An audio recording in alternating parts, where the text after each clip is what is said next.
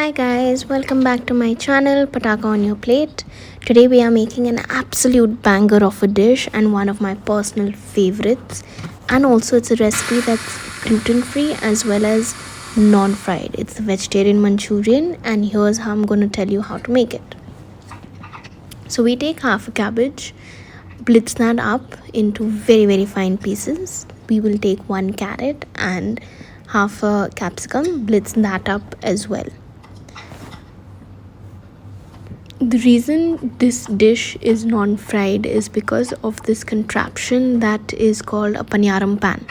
Paniyaram pan is from south of India. It originated in South India to make these crispy fermented rice dumplings, and they are usually eaten as a snack or as a breakfast, but they are so good. And that pan itself, it is non-stick, and it creates such a nice crisp dumpling or Manchurian balls in our case, that you can cook absolutely anything in it.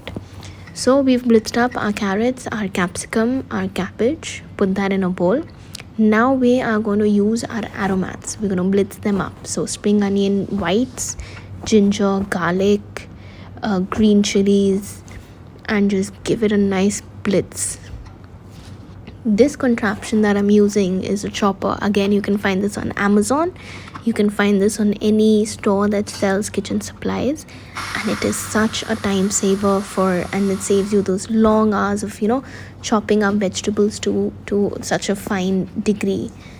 This is so quick, and this is something I would recommend everyone has in their kitchens if they don't like to spend too much time in the kitchen cooking, or just want to save time cutting through all those vegetables. So we're chopping up some coriander in it, we're blitzing it up. And so what we've added to our Manchurian mix is cabbage, carrots, capsicum, spring onion whites, some chilies, some garlic, some ginger, just making it as flavorful and aromatic as possible.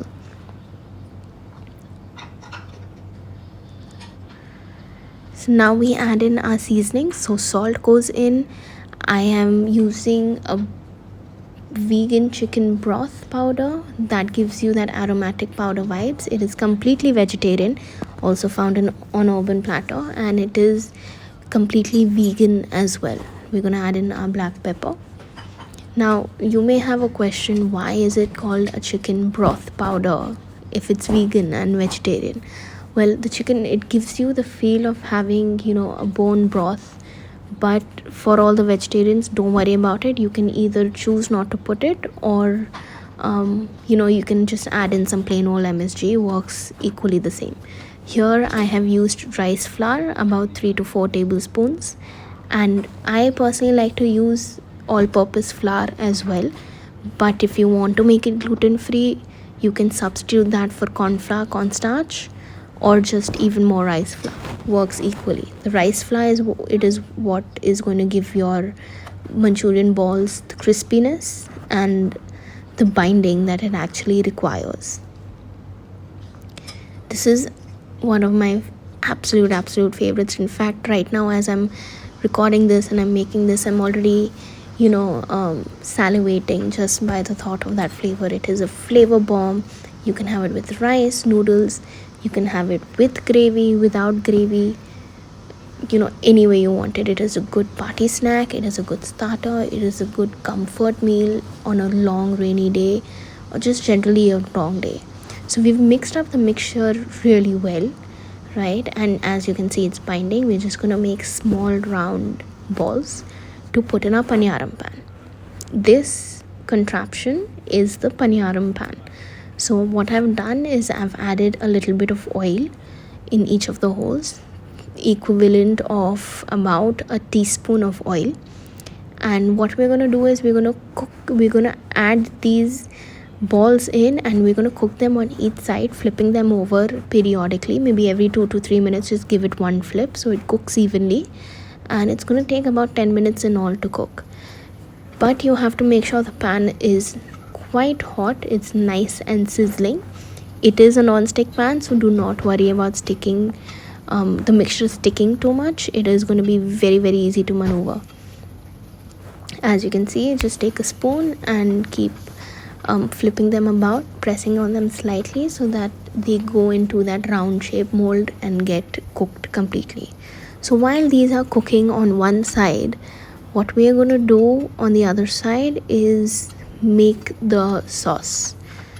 The pan, so this pan, if you have dosa batter or idli batter, you can make your paniyaram. So paniyaram, the word paniyaram is actually the dish, the fermented crispy rice dumplings, and you can eat them all day long with a nice coconut chutney, and it works so well. So we move on to the sauce. Add oil in our kadai or wok, whatever you have at home. Does not need to be very fancy, just needs to be very hot. We're gonna add in our aromats, so garlic, ginger, chillies, spring onion whites again, and toss that together.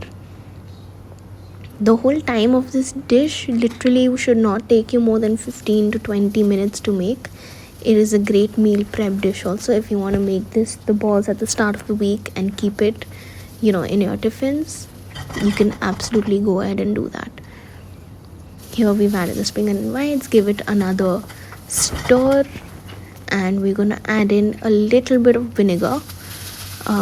Gonna let that evaporate. What the vinegar does, it gives us a nice sour tinge, but I usually do, to make it a little more gourmet, I add a little bit of white wine, about 30 ml or so, or even something called a Japanese rice wine. Again, you can find that on Urban Platter, and it is a great substitute and gives us slight sweetness along with that sourness. So we're adding our seasonings again, black pepper, salt, and we're gonna add in our vegan broth powder as well. If you don't want to add in, like I said, you can completely skip it, or you can add MSG or even aromat powder, which you get from Knorr. So let me know in the comments once you've tried this dish, how does it compare to the actual, vegetarian Manchurian? I find it no different.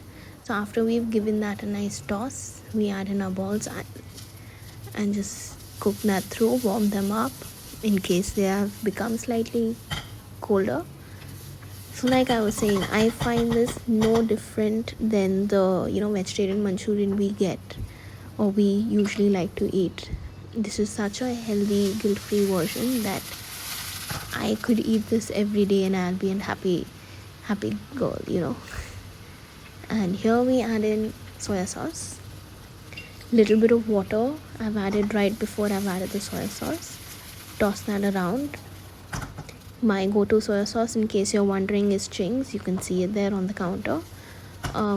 It has a very deep, rich umami flavor. It has a nice dark color, which is why I love to use it. And here we're just caramelizing the sauce a little bit, just to get that sweetness from the soya sauce as well. And now we will add in our corn flour slurry. Corn flour slurry is nothing but a teaspoon of corn flour and a teaspoon of water, mixing it together, and that is used as a thickening agent for the sauce. As you can see, the sauce is going to boil and come to a nice thickness. Once the sauce becomes thick, that's when you know that the dish is done, the sauce is cooked. You can turn it off and serve it.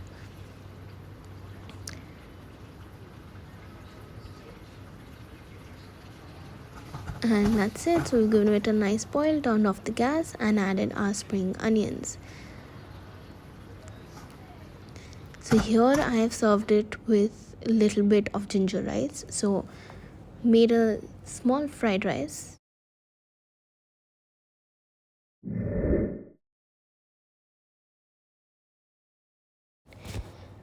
Please do let me know in the comments if you've tried this dish and how you've liked it. I absolutely love it, and I'm sure you will too.